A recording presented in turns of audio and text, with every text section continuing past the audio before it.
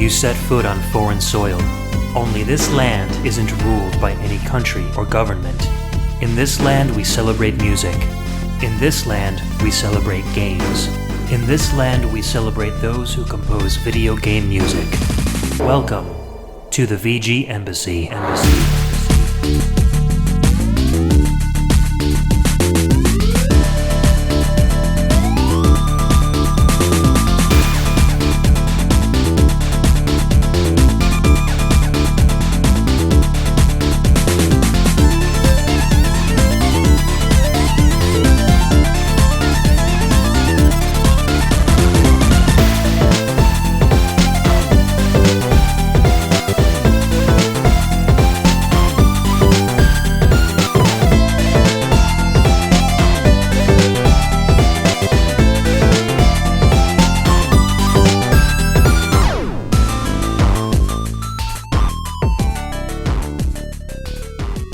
Welcome and thanks for tuning in to another episode of the VGMbassy. This is a show centered around video game music and the amazing online community of fans and podcasters that enjoy it. My name's Ed, and on each episode I'll take the role of Prime VGM Minister and invite a guest VG Ambassador onto the show to share with us their own video game music culture, or I may share a part of my culture on a solo show. Good day to you all. It is June, and we all know what June means in the world of VGM podcasting. It is Masters of VGM month, and this is the second of what hopefully will be a yearly event in which multiple video game music podcasts will all center their shows around one particular theme, and that theme really focusing on video game music composers. This particular year, we're focusing on composers that we feel are either underrated or haven't been talked about enough. Some really great artists that we want to share and shed more of the limelight on. So you're not going to see the Yuzo Koshiros and the Koji Kondos in this show. You're going to hear from some names that might be familiar but vaguely, and some names that you might not know at all. With me, I brought one of the masters of the obscure, a longtime VG ambassador and a longtime friend, Ben, aka the Dyad. Welcome back. That's me. Yay! Oh, I mean, it's a me. No, it's been ages since we've had you on. You were the first person that I thought of when I said, hey, I want to bring a guest onto this show.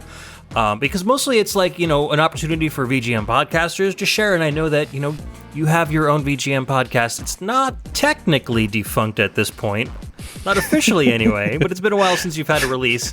So I thought it would be fun to give you the opportunity to, hang out with me and share some of your own composers as well. So I'm glad to have you. Yeah, thank you very much for having me. I was very excited to get the call. In fact, it was a hand-delivered telegram. The request came by.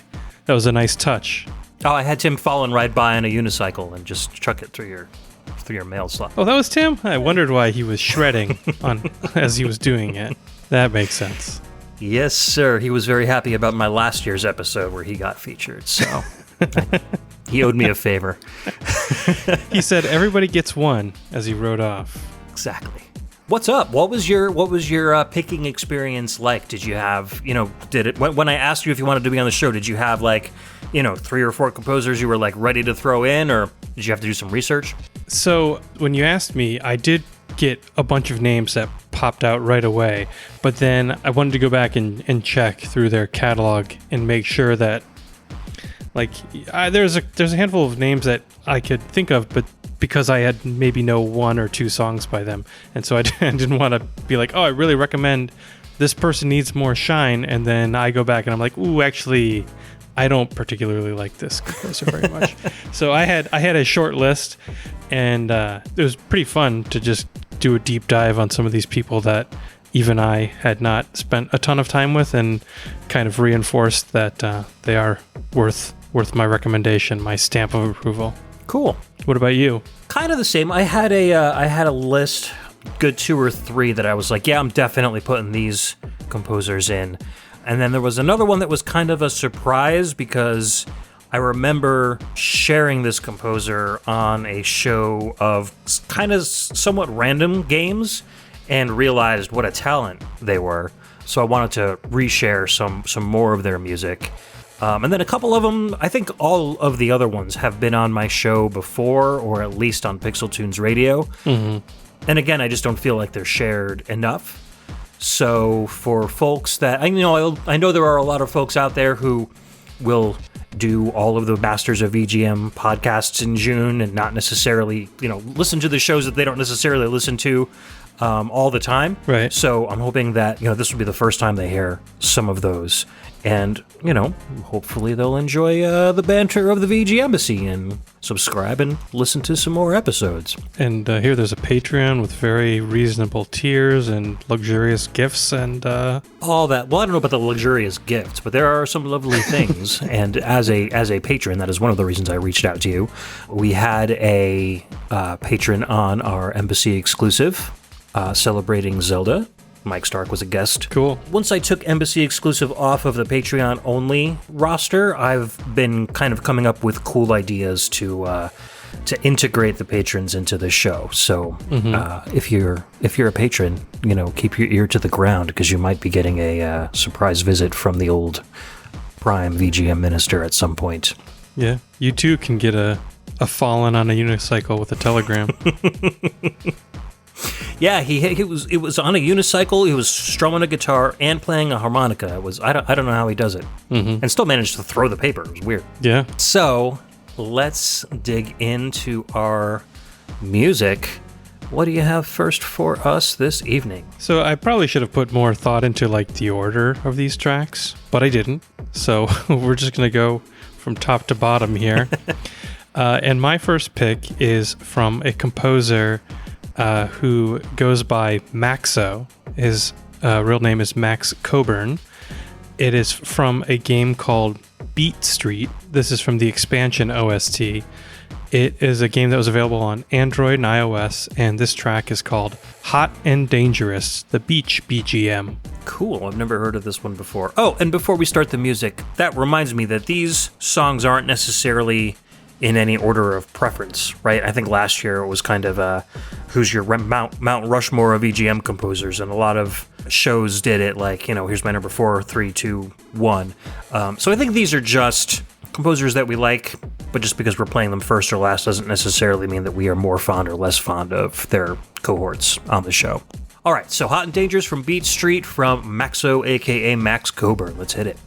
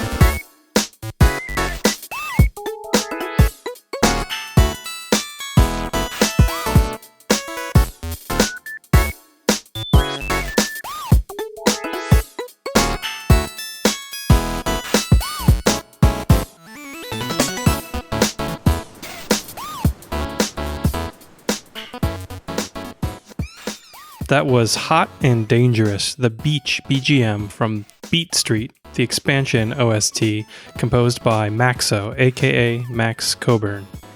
What did you think, Ed? I thought this was fantastic. It sounded more like hot and friendly to me than hot and dangerous. Maybe it's dangerous how friendly you're going to get. Yeah, or dangerous how infectious that groove is, for sure. Yeah, passes the groove in check. Yeah, I love this kind of music. I love the syncopated beat and the huge swing on that percussion. It just felt like something that you can't listen to without dancing. I know both of us were kind of grooving and bopping on our webcams as we were listening to it. So he reminds me, this is maybe a strange comparison, but if you're familiar with Bill Wirtz, the YouTuber, I don't know, there's something about their sound that kind of has some overlap for me. It's kind of like, I don't know, like Windows 95 core. Yeah, you know Ronald Jenkins? Not by name. Okay, well, he writes music very similar to this, too. He hasn't released stuff in a long time. We're talking probably 5 to 10 years ago, YouTube, but I've got a couple of his albums, and they're very, very similar to this. It's just like free-flowing jazz funk, like sit the guy in front of a keyboard and he'll come up with an amazing song in like 30 seconds. Yeah, so cool. That sounds like this kind of stuff. So yeah, I think actually of all of the composers on my list today, Maxo is the one that, like, the complete oeuvre, his total body of work has the highest percentage of hits for me. Like, he is most in tune with kind of the style that I like. And he actually, a lot of it is like this, but there are some other soundtracks that are branching out into other genres too. He's got one that's like much more hard rock. It might be the Thunderdogs soundtrack. I can't remember which one it is, but he's got a few that are a little bit outside of this zone. That's cool. I mean, it's great to be versatile, that's for sure. And if you can rock this and then do hard rock as well, those are two very different genres. Right, yeah. It's a little bit challenging to find some of the information about these games because a lot of them are mobile games, and some of them, even the official websites, are no longer up for them. Like, one of them I think was a Mega Cat Studios game, which I think is like a pretty reputable company, and their website was down. And another one, the only thing I could find was like a dead link on a German app store or something. So some of these, I'm glad that he's keeping them preserved on his Bandcamp page, because a lot of this stuff I would hate to see just evaporate into the ether. Yeah, absolutely. It looks like, because we're both looking at his Bandcamp page now, he's got 45 releases on there, so he keeps busy for sure. Yeah, I think some of those are not game soundtracks, but some of them are just like short mini albums that he does, and some of them are kind of like best of collections of some of his VGM, but all free. You can just go check out his soundtrack. There's a bunch that this was also a hard call for what specific one I was gonna pick, so go check out his stuff. And I should say, I think I've played something from each of my composers that I picked on my own podcast at one point or another, but I think Maxo may have double dipped a bit. I think I got 1 or 2 or 3 from him on my show in the past, so he's one of my faves. Sweet. I see that he wrote the music for Grumpy Cat's worst game ever. So that's significant in some way or another. Yeah, I mean, well, you know, I guess it's something that I've heard of. My wife loves Grumpy Cat, so she'll be pleased to know. All right. Anything else you want to talk about before we move on to my first pick? Oh, no, I don't have it. I mean, I did not take very deep notes. I just had a couple of things I wanted to mention, mostly Bill Wirtz and the other ramblings I already offered. So I think see you in the funny pages, Maxo. All right. So we're going to move on to one of my favorite composers. Fans of my show probably know his name, but maybe those who listen to a lot of other shows don't. This is Razormind from Payday 2, which was released on the PC, PS3, and Xbox 360 in 2014, and then got a re-release on the Switch, I think, in like 2018 or 2019. And this is composed by Simon Viklund. Get out your glow sticks and your raver pants.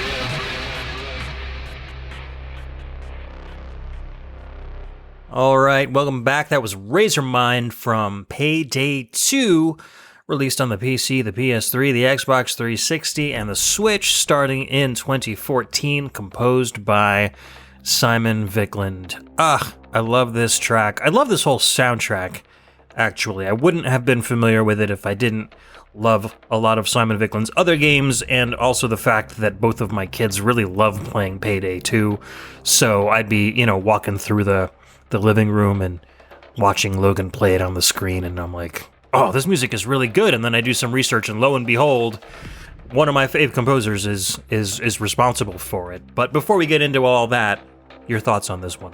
I liked it. So I never played Payday games. I don't even know what they're about. Couldn't tell you. Apparently someone goes to work on Friday and gets his check, I assume.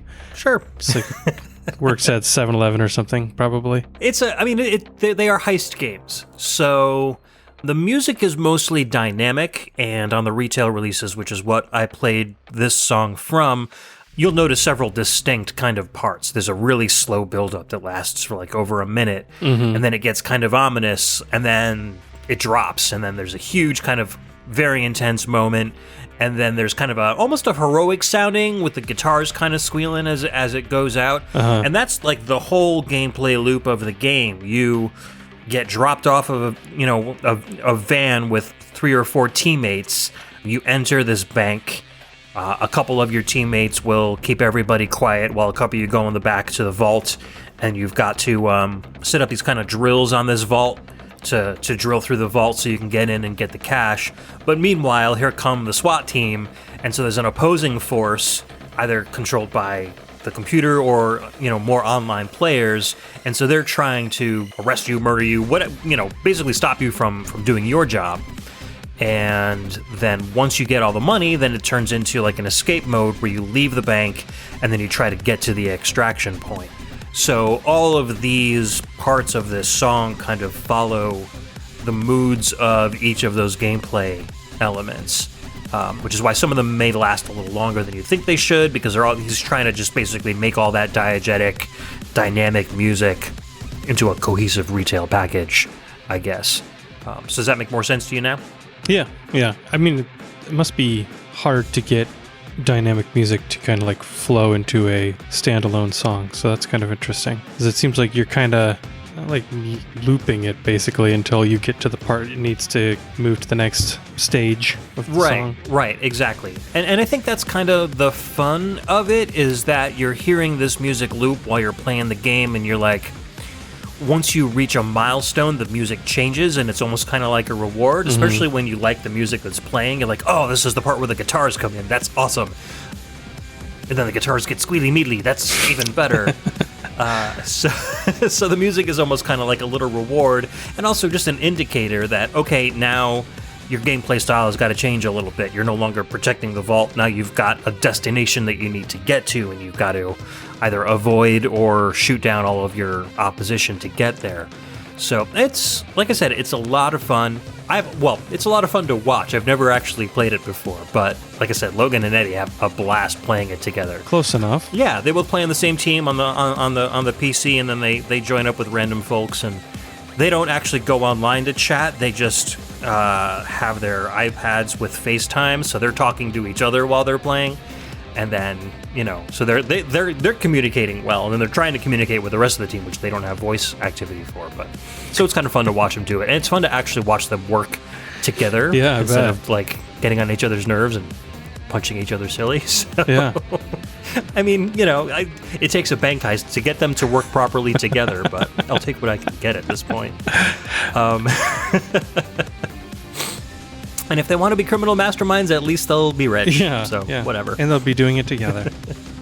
Exactly. So Viklund is, or was, the executive producer and kind of lead dev on the Bionic Commando Rearmed games. So if his name sounds familiar, it's because if you listen to my Bionic Commando Extravaganza show, a large part of the music at the end of the show, I think, plus the tune that I brought the show in with, were all composed by Simon Viklund. So he produced the game, directed the game, and also wrote the soundtrack for the game. For Bionic Commando Rearmed 2, he only did the music, but Mainly, he's a music guy. So he grew up in Sweden. He taught himself guitar and bass, and then really got into like tracker programs, and then from there kind of graduated to like Renoise and Fruity Loops and a lot of the other electronic music, digital audio workstations. So nowadays he's mostly doing music.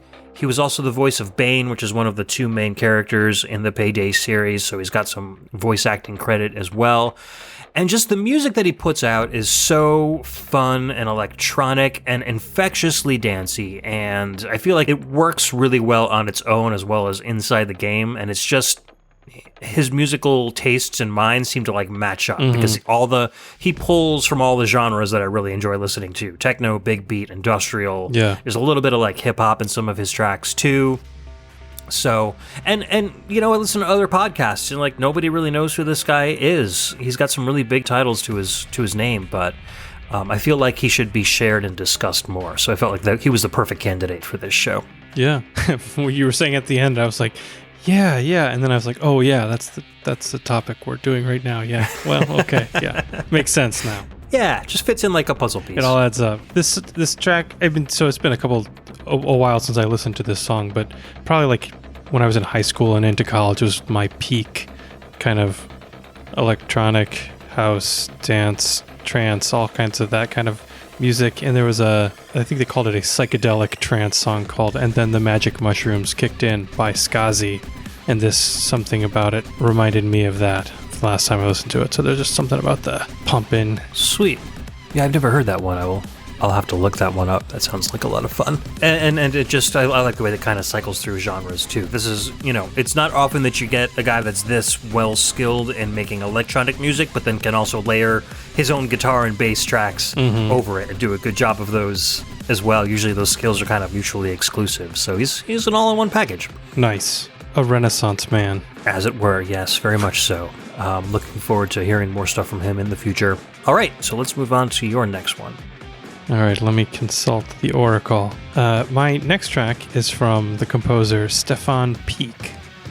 The track comes from the game Riverworld, which was released on Windows, and this track is called Welcome to Your Heart. Be right back.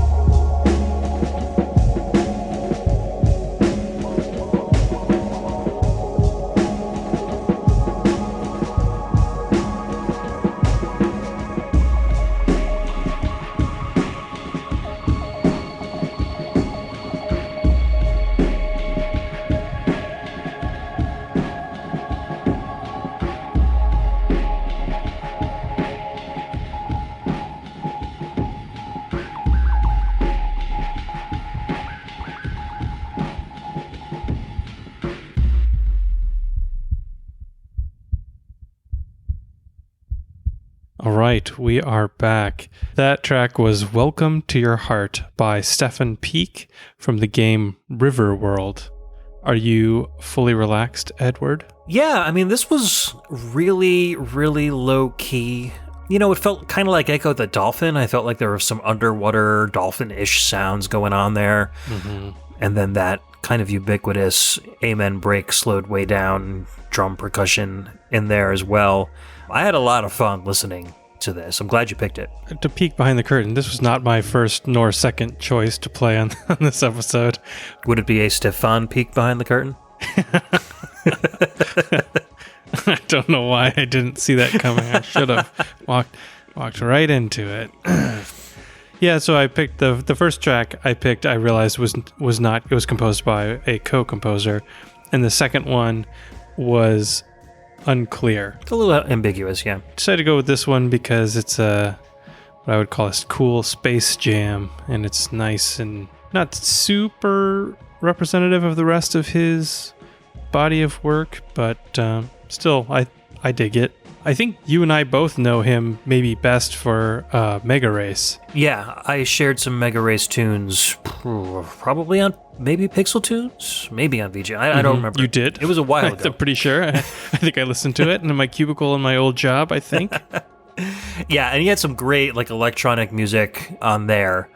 I wasn't really familiar with a lot of his other stuff. I know that he wrote the music for Dune on the Sega CD as well, and I've listened to some of that, and it's cool. But I've only really known of his Sega CD compositions, which I think is kind of relatively small part of his overall body of work. Yeah, he retired in 1998, so he had a pretty short... Well, I guess maybe I think if he maybe started in the late 80s, so maybe it's not super short, but compared to some of the composers who have been around for 30, 40 years, it's not super expansive.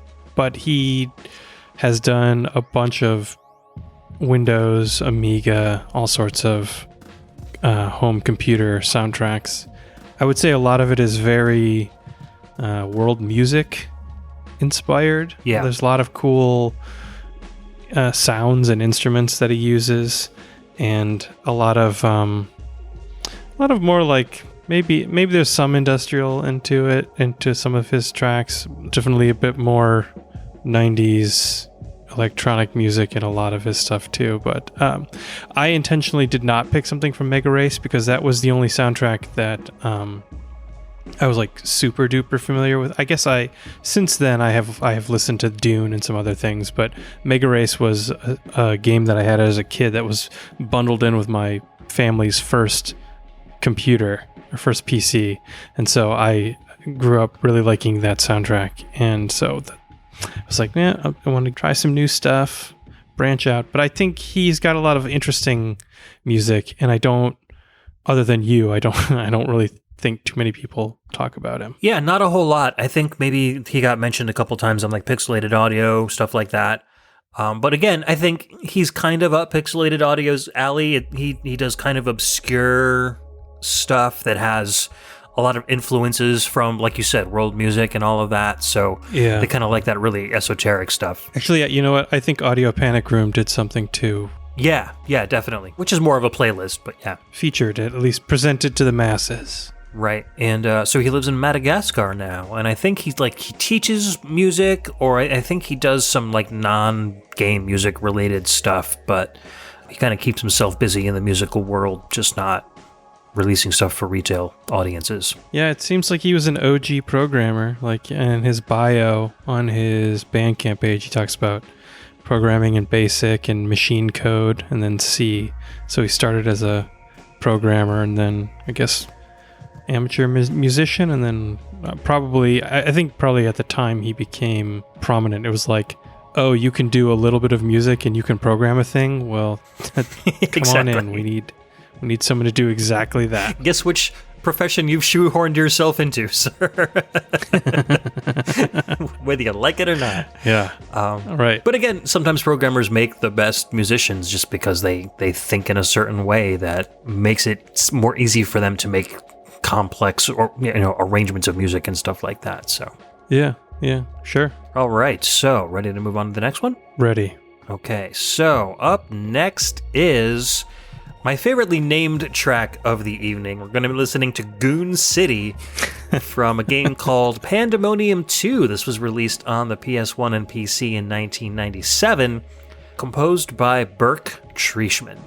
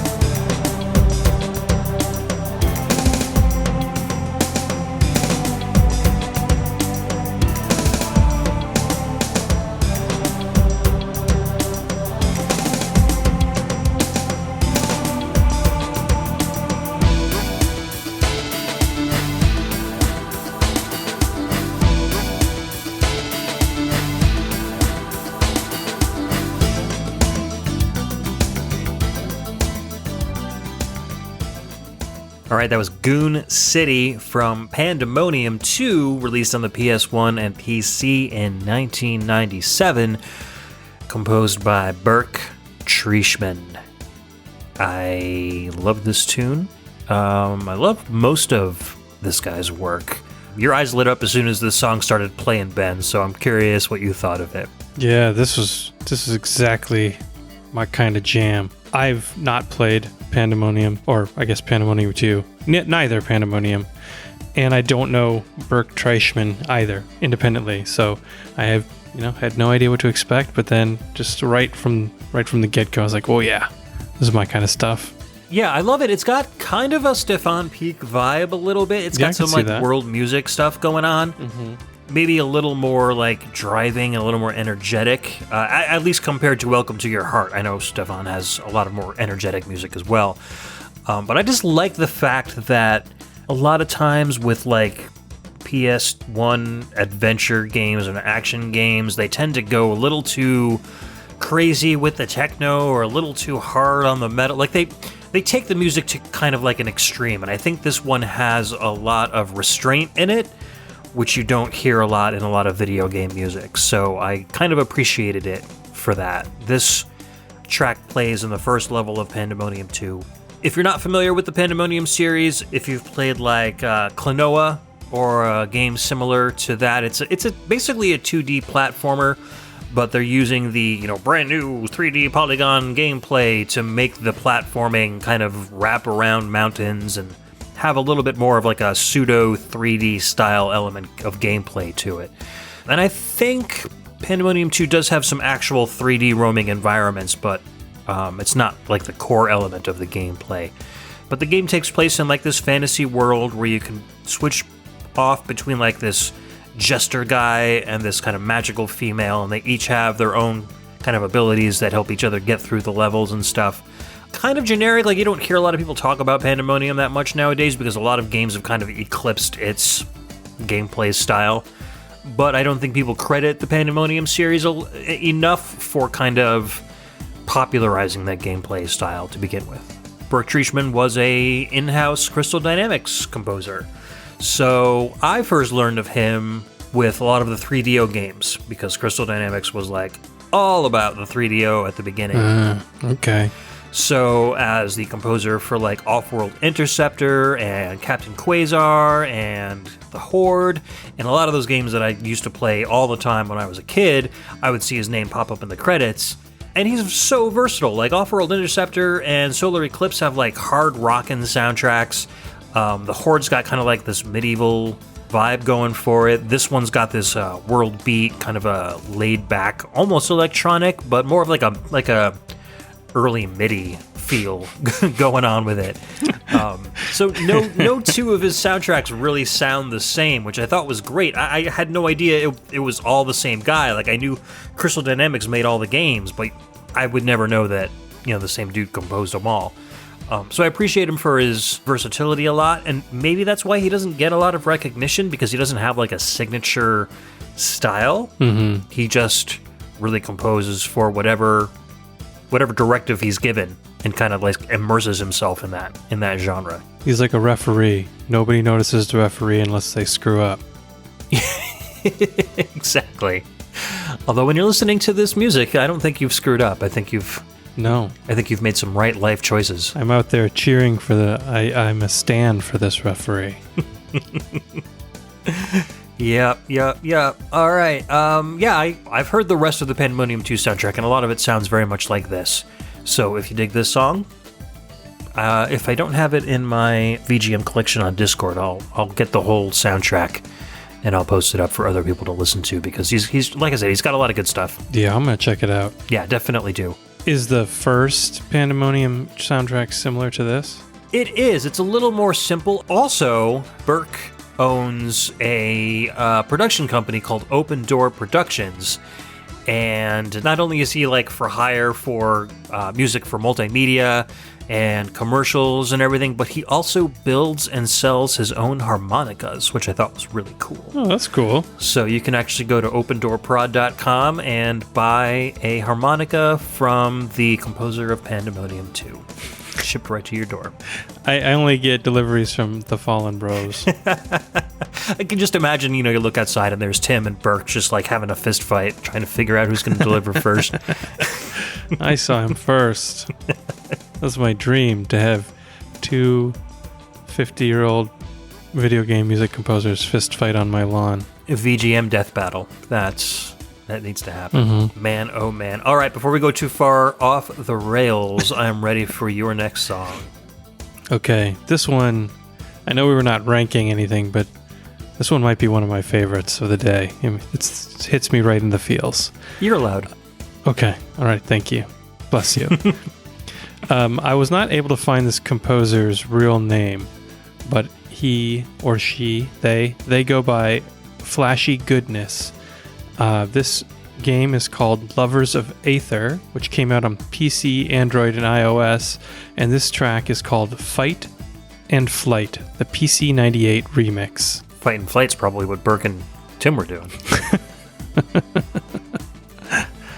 Exactly.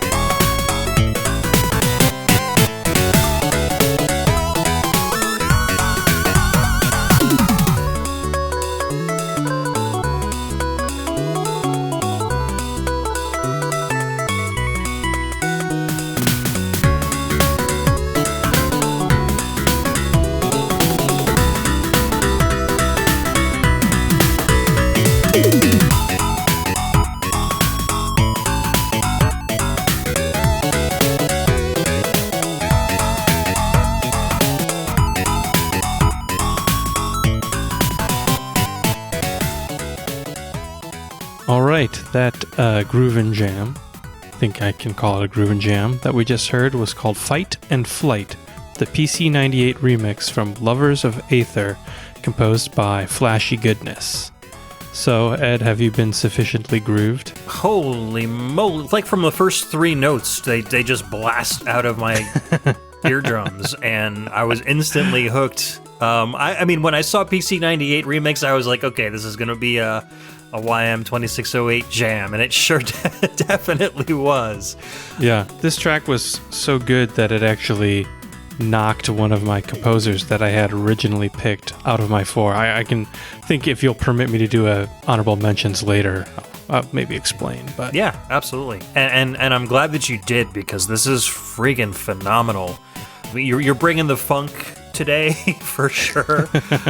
But this is the stuff that I absolutely love. Like my previous episode, we shared some Sega arcade music with Professor Tom from Shujin Academy VGM Club, and a lot of that was very, very similar to this stuff, and I absolutely love it. So we were kind of talking about, while this was playing, where you had heard the name Flashy Goodness before, and so this game, it actually does come from a game, but it was an April Fool's joke made by the Rivals of Aether team, which is another game that I don't know what it is, but this was a dating simulator game where you play as a student at Aether High who needs a date for the homecoming dance. And so it was like, as part of the visual novel, April Fool's joke, of course, since it's a visual novel, it needed a PC98 soundtrack to go with it. And so Flashy Goodness did remixes of several of the soundtracks from the main Rivals of Aether game.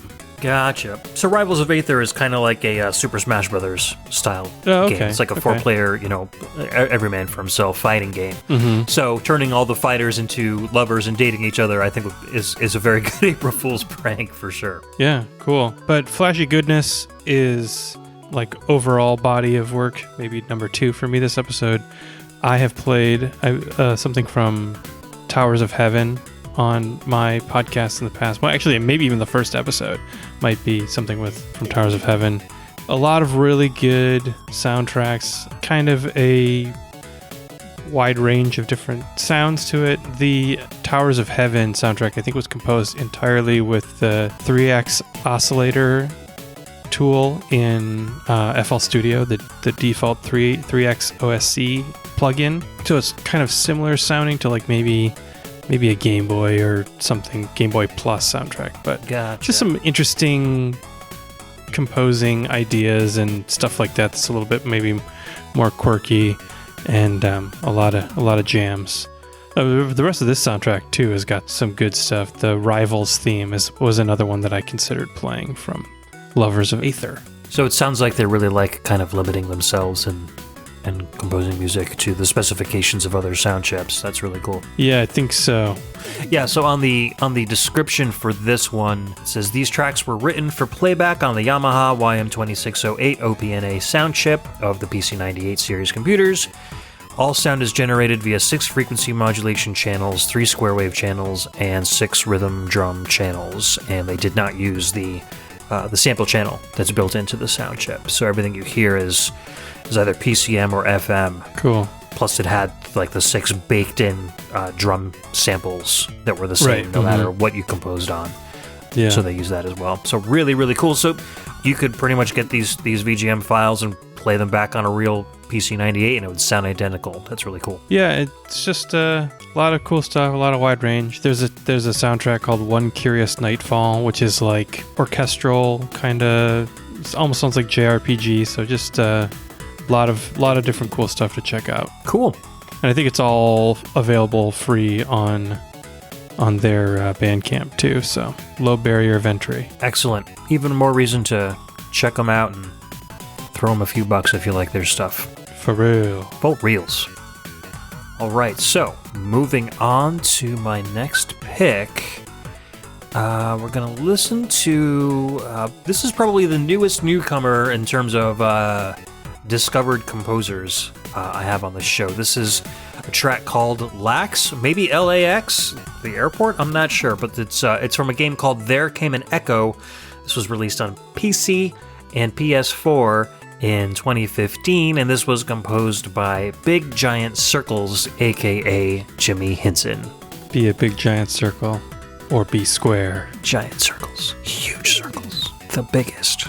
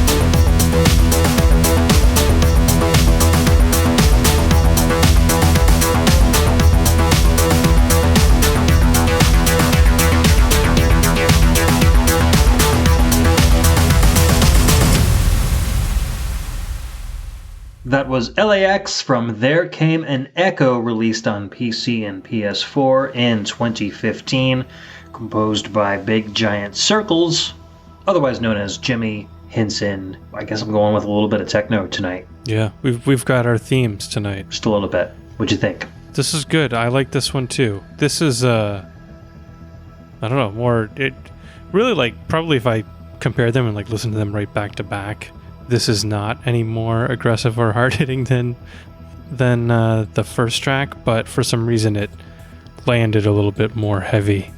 It was cool. Very, almost like, not exactly Hell March, but something about that kind of similar driving power energy behind it. Yeah, I think maybe it feels heavier because unlike the Payday 2 track, it doesn't have those kind of build-ups and multiple parts. It's really just, it kind of like leans on that synth bass line and kind of modifies that and plays with that a little bit through the whole thing, so it keeps it feeling a little bit more repetitive. This isn't necessarily like all Jimmy Henson does when he composes, though. It's mostly electronic music, but in multitudes of different genres. I just tend to gravitate towards like industrial techno and stuff, so yeah, that's what I usually end up picking for my shows. I saw that Beast Breaker soundtrack that he's got that's got like 60 something tracks on it. Yep. And it's like kind of a range of different styles and things like that. Yeah, and he's just written music for a ton of stuff. I first featured him on episode 44, which was that show where I bought a blind box of 10 random games from Fanatical and shared the soundtracks from each one of those 10 games. And one of those games I got was Hive Jump. I think I played the track. What was it called? I got it here. Ice Cream for Ice Beam. It's a good name. Yeah, and after listening to that soundtrack, I was like, wow, this guy's got a lot of talent, and I'd never heard of him before. So I ended up listening to a lot more of his music, and as you can tell, There Came an Echo really grabbed me because it's more of a sci-fi game. It's like a turn-based strategy game, which isn't normally my bag. So I mostly just listen to the soundtrack instead of playing the game. But I kind of wish that it was my bag because I was reading the description of the game, and it's got some really like heavy hitters as far as voice actors go. It's got Will Wheaton, Ashley Birch, Laura Bailey, Yuri Lowenthal. It's got tons of like really popular anime and animated series voice actors playing all the roles in this game, combined with the awesome soundtrack. I just think that sounds like a really high quality piece of work there. So maybe I will check it out eventually, throw it on my wish list, and hope it goes down to like $5 at some point so I don't have to risk too much of my wallet on playing a game I might not like. So it just shows that he's composing music for quality stuff. And I think he's just a really versatile composer that needs more attention. And I definitely want to share more from him on future shows. Yeah, I'm going to check out some of this other stuff. Oh, interesting. Jeff Ball played violin on this Beastbreaker soundtrack.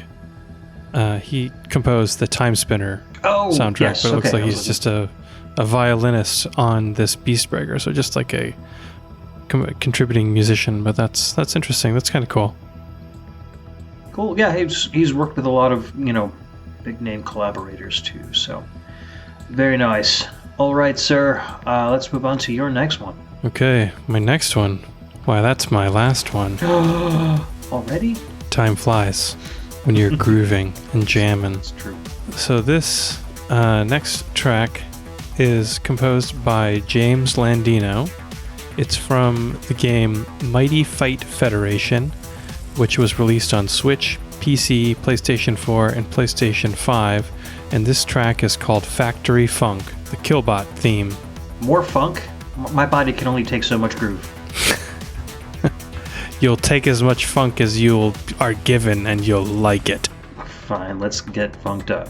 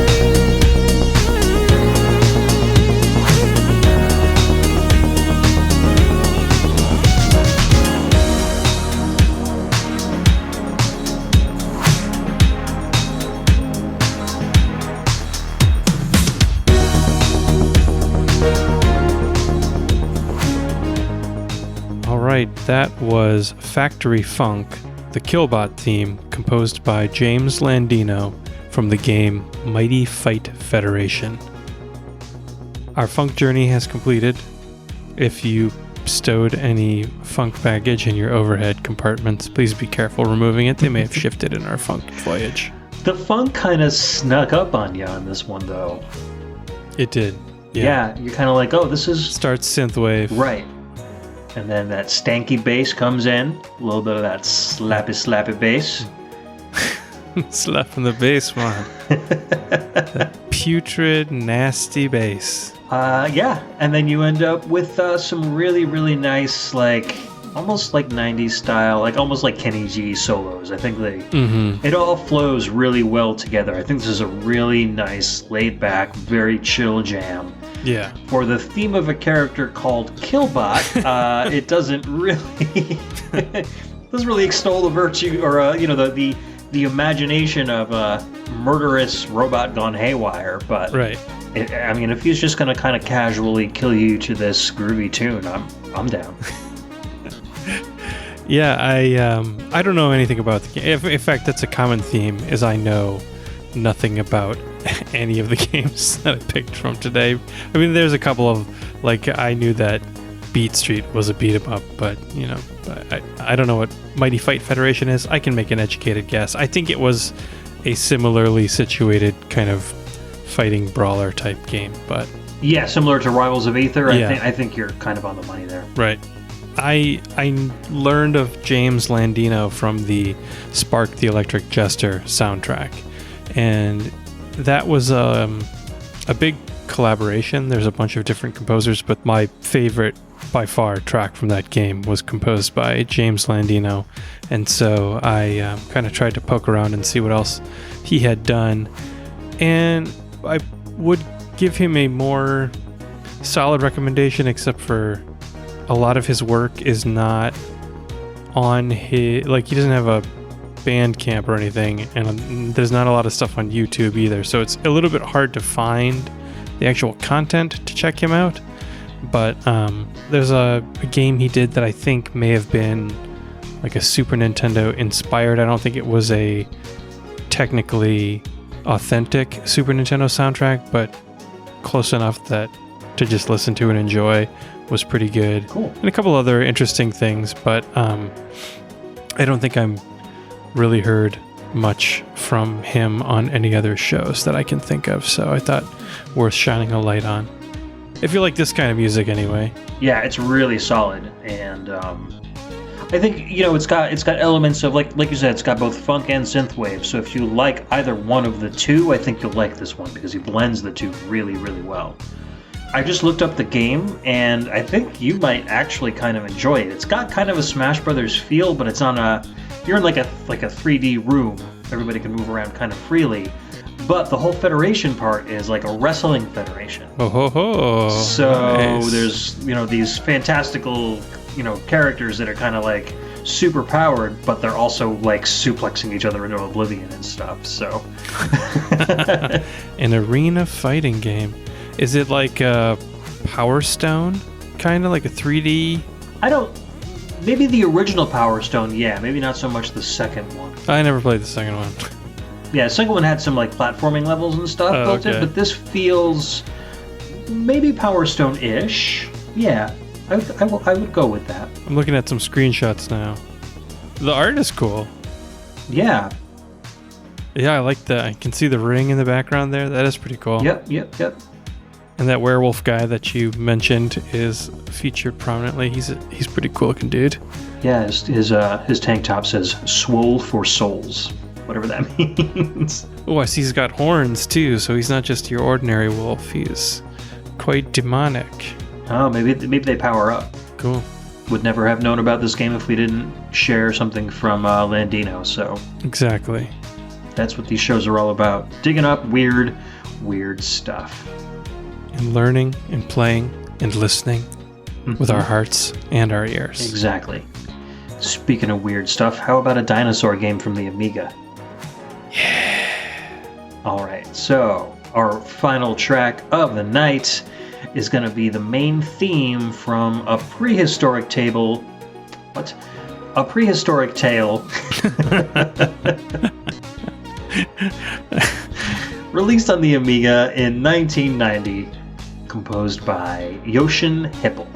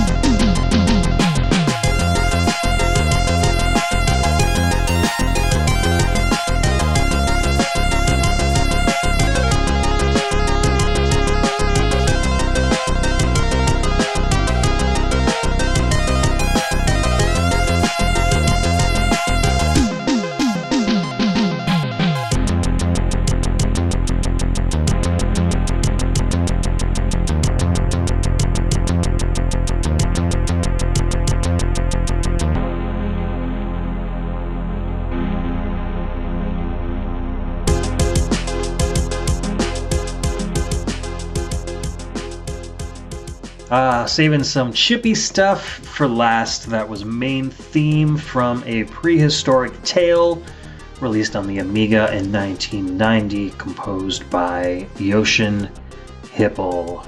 And I did not realize, well, I did not remember, because I certainly have listened to all of your episodes, but you have also played this on your show as well. I did not realize that either, but I knew that the song was familiar, and I was like, man, I know I've listened to this, and I just typed it into my Google Docs search to see if I had written something about it, and I was like, oh, what do you know?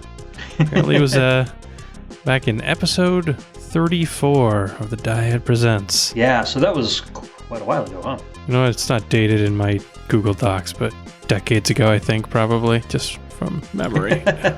75 years ago.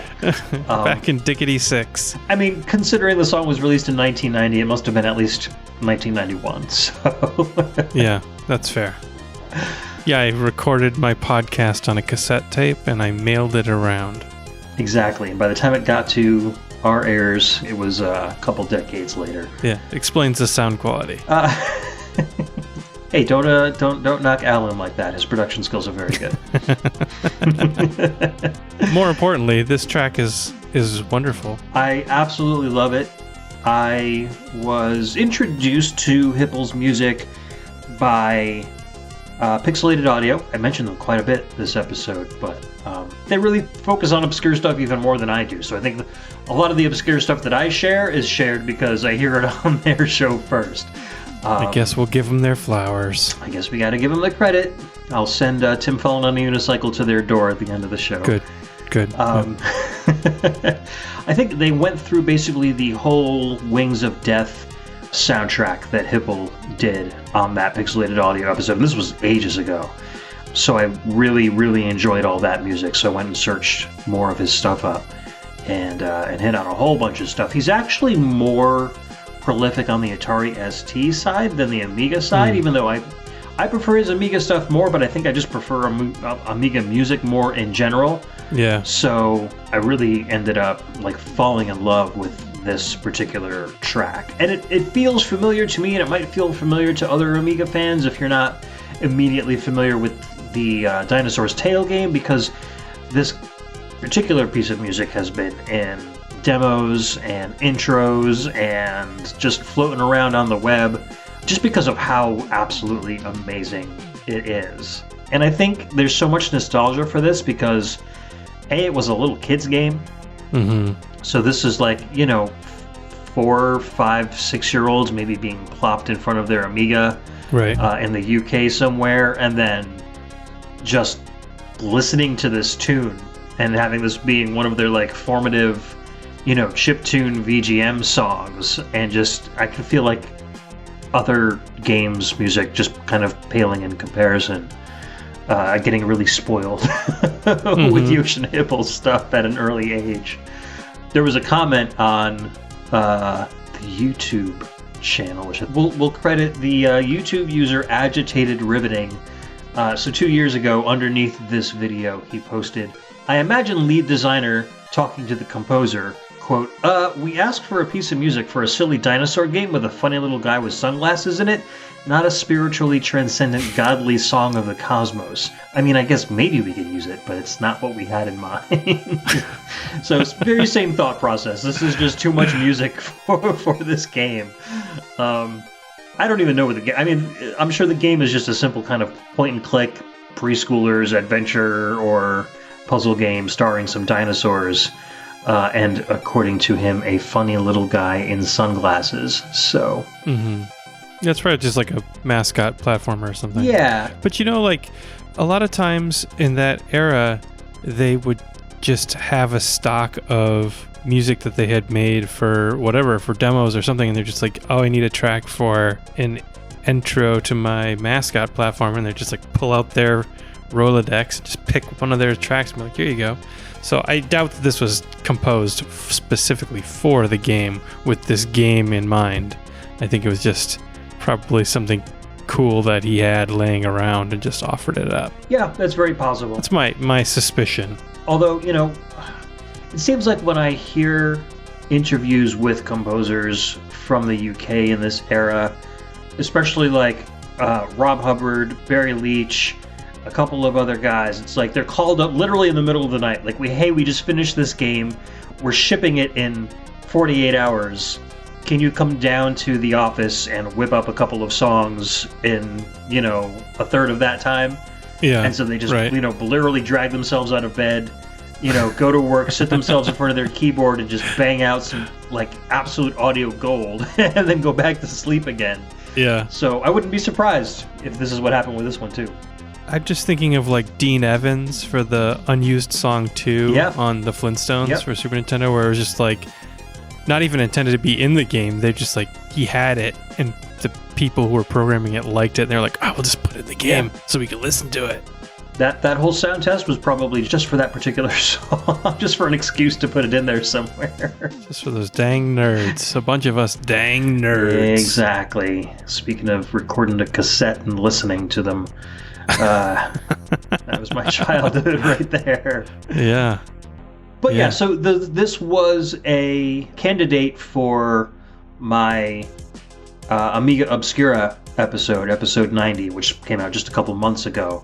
And I decided that, he was probably one of the guys that I felt like needed to be shared with kind of a wider audience, maybe the Masters of VGM listener crowd at large. So that's why I put it in this one instead of... and maybe he was just based on a lot of his popularity from that Pixelated Audio episode, etc. Maybe he was a little too well-known for the Obscura episode, but not well-known enough to be disqualified from this particular episode. It's kind of somewhere in the middle. Yeah. Medium popularity. I don't think anyone but maybe like the most hardcore would be like real up on their Joshin Hipple. I think that's it's a name that you can be comfortable in picking for this particular prompt. Dropping it on a first date is probably not going to get you a second date. We'll just go with that. Unless you're dating his mother, perhaps? Yeah. Or an Atari ST music fan, I guess. I said your son is a great composer, Mrs. Hipple. What? No, these are my original hips. Anywho, so that about wraps up the show. I had a very weird time tonight, Ben. Thank you so much for joining me. May I briefly interject honorable mentions? Absolutely. Go right ahead. I'd like to hear what else you were considering. I only have 3 that I just wanted to say briefly. The first was Leonard Paul, a.k.a. Freaky DNA. And he, as far as I can tell, the only actual video game soundtrack he worked on was the Retro City Rampage. And, I mean, that's such a big soundtrack that he's got a lot of entries in it, but there wasn't, like, enough to pick from.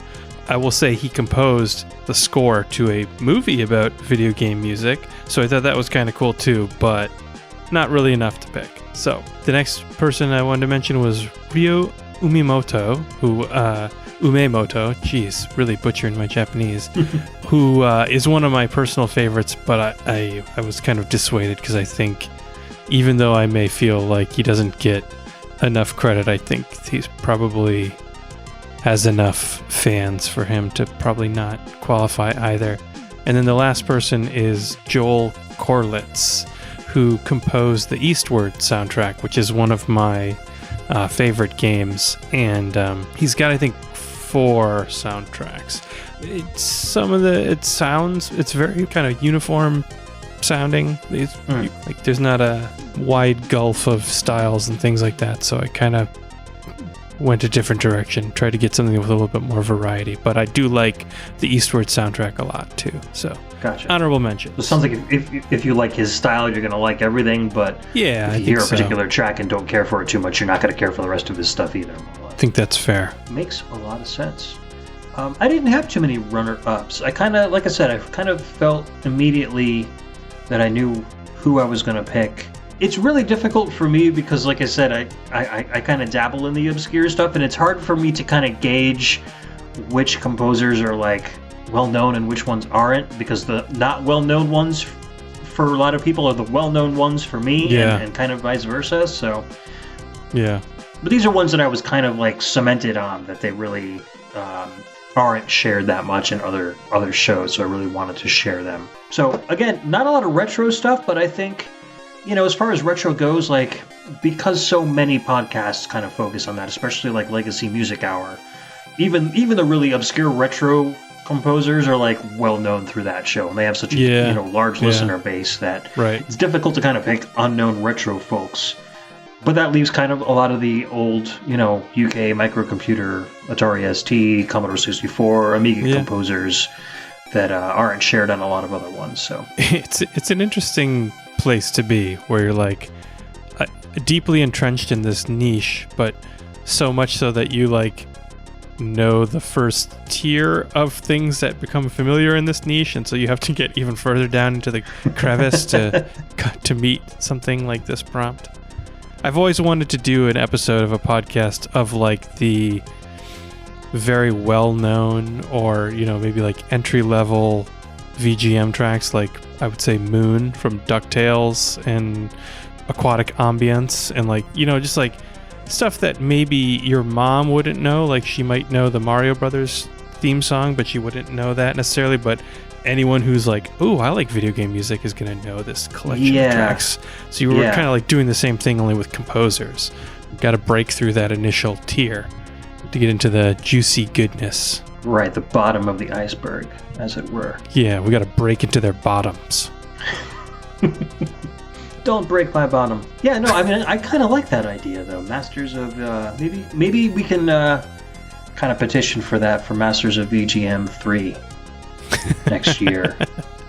Do it based on the music instead of the actual composers, but then share a little bit about the composers, too. That might be fun. Yeah. That said, though, I had a great time. You shared a lot of music with me that I was heretofore unfamiliar with, and now I want to go check out some more stuff, especially Flashy Goodness. Like, I've got to get those PC98 remixes. Yeah. And just throw them in my car and drive around and listen to them. Those were a lot of fun. Yeah, it's good. You're going to like it. Yeah, and Hot and Dangerous was fantastic, too. So I had to go check out more of Max Coburn's stuff as well. So let us all go and check out these composer stuff, as that is the point of these this project, I think, is to propagate knowledge. Absolutely. And speaking of propagating knowledge, you can find more of my shows plus the playlist and any relevant links on thevgembassy.com. You can hit me up on Twitter at thevgembassy. You can hit us up on Patreon, and like Ben said before, check out our tiers and find out how you can participate more in the show at patreon.com/thevgembassy. Also, if you head over to my website, thevgembassy.com, you'll find a link to get a Discord invite to join our Discord server. And that's, I guess, the main social hub for the VG Embassy. We're always chatting in there about video games, video game music, day-to-day life stuff. We've got a channel for music and movies. We've got an industrial music channel for those of us who are super into that genre. It's just a lot of fun. So come hang out with us. Come share some video game music. Come make some new friends. We would absolutely welcome you with open arms. You can come give me a piece of your mind. You can tell me how poorly I did on this episode. No, I think you did fantastic, and we definitely need to do more shows together. I think maybe another Dyad challenge might be fun to do at some point. And if I do another Amiga Obscura episode, if you're interested in joining me for that, I think that would be a lot of fun too. For sure. Yeah, love it. I seem to appreciate those tunes quite a bit, so that would be fun. Speaking of Patreon, I'd like to thank all of my Patreon patrons at the end of every show, starting with our Tourist level Cameron Childs, our VG Emissary tier Chris Murray, Chris Myers, Gannon11, Keyglyph, Kyle Kroll, some guy named the Dyad, no idea who that is. Don't know, unfamiliar. The Last Rican, and Professor Tom, our audio attaché tier Cameron Worma, Carlos from the Heroes 3 podcast, and Scott McElhone, and our special agent tier Ryan Steele. Thank you all so much for contributing to the show. I very much appreciate it. Thank you, Ben, for hanging out with me today. I very much appreciate that too. Thank you for having me. Any word on any Dyad Present stuff going on, or are we still? I know you're moving across the country very soon, so I'm not expecting anything right away. I have an episode that's like probably like 75% done, and I painted myself into a corner. And so every time I open it up, I'm like, oh, I don't want to do this. And then I kind of push the food around my plate and then close it again. So I'm wondering if maybe I should just take that part out that I'm not enjoying and just skip it and knock the sucker out and get it back out there. Because, don't let perfect be the enemy of the good. I think that's a good idea. I think, I wish I could get like a shot collar and Tim Fallon could deliver it to you. Yeah. And every time you think about not doing the Diet Presents, I'll just give you a little zap. Oh boy, I think I would die pretty quickly. No, because I really, really enjoy your show, and I absolutely look forward to new episodes. So, well, thank you. Too kind. Hopefully, at some point, you'll find it in your heart and your brain to get some more content out. But in the meantime, having you back on the show is the second best thing, because you get to hang out with me and we get to chat about video game music too. So, even better, some would say. Well, I don't know. Hopefully, hopefully they like my stuff. But that being said, next month, I haven't figured out what we're going to do. Next month being July, we're recording this episode fairly ahead of time, so I'm not really sure. I don't have a groundwork laid out for the next couple of episodes, but I'm sure it'll be fun. I'm sure it'll be something cool. Ballet games. Yes. Only Barbie. Games with unicorns in them. Only games that have the primary color as pink on their title screen. Mm-hmm. Anyway, don't give people ideas. They'll start wanting me to do it. No, but anyways, at the end of every month, we have Embassy Exclusive, in which I get together with my friends Joe and Todd. We talk about video game topics and just chit-chat about fun stuff and get a lot of participation from our patrons and our listeners. And the VGMbassy proper show will come out at the mid of every month, so look forward to those. And we will see you in a bit with more great VGM content. Stay good, everybody. Good night.